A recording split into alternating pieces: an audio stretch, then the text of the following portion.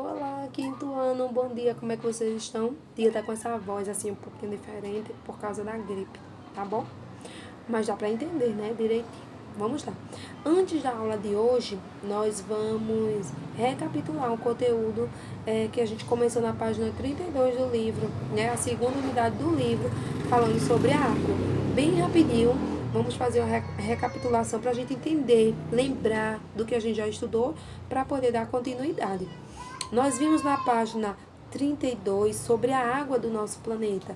Vimos sobre os aquíferos, né? Página 33, vimos que a água por toda a parte, por exemplo, nas geleiras, nas nuvens, no corpo dos seres vivos.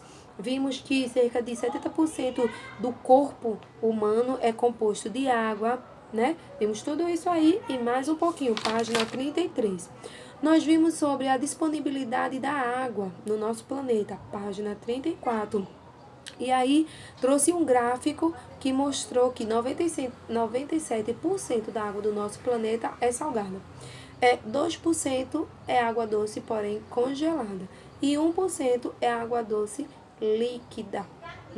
Vimos na página 35 a origem da água que utilizamos. Vimos sobre os mananciais, que são fontes de água doce.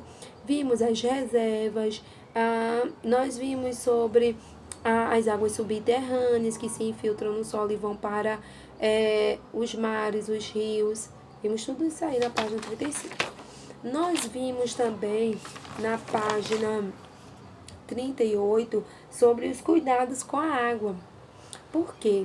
A água, apesar de ser considerado um recurso natural renovável, que é aquele que encontramos em grande quantidade na natureza, ela corre o risco de acabar se não for utilizada de forma correta. Página 39 falou sobre os estados físicos da água, mas a gente já viu os 3 estados físicos da água. Aqui na página 39 a gente estudou sobre a mudança de um estado para o outro.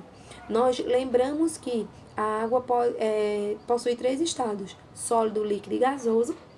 E vimos a mudança que é denominada de vaporização, condensação, solidificação e fusão. Nós vimos que a vaporização é quando a água estava no seu estado líquido e passa para o estado de vapor. Lembram disso? Vimos que condensação é quando a água estava no estado gasoso, no estado de vapor, e passa para o estado líquido.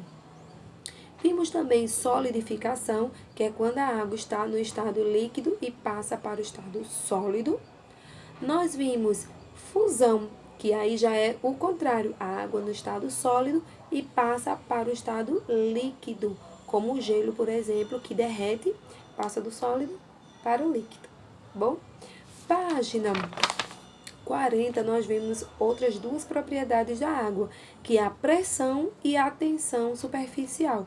Nós vimos que a pressão é a força que a água ela exerce sobre um corpo, ou seja, quanto maior a quantidade, o volume de água sobre um corpo, maior é a pressão que ela exerce sobre ele. Vimos que tensão superficial é a característica que possibilita que alguns elementos não afundem, né, sobre a água, não afundem quando colocados em cima da água. Como a folha, por exemplo, que é muito leve, não consegue romper a película, né, digamos assim, que existe na água quando ela está paradinha, tá? Nós vimos também na página 42 sobre o ciclo da água. O ciclo da água justamente mostrou esse processo da água do que existe no solo, ela evapora com a temperatura, né? O calor do sol faz com que essa água evapore, chegue na camada das nuvens, que é uma camada mais fria, e aí ela resfria, forma as chuvas e cai novamente para o solo. E aí acontece o ciclo. A água que está no solo é aquecida pelo sol e aí sobe em forma de vapor. E esse vapor é levado para as nuvens, que é a região mais fria. Aí formam as chuvas e volta. Esse é o ciclo, tá? Muito bem. Página 43 teve um experimento. Os senhores fizeram experimento da página 43, tá? A aula de hoje não, ainda da página 44, nós vimos a questão dos rios voadores, que são massas de ar cheia de vapor de água. E aí que são fundamentais para muitas regiões. Por exemplo, no Brasil temos a floresta amazônica, que tem um papel fundamental na formação dos rios voadores.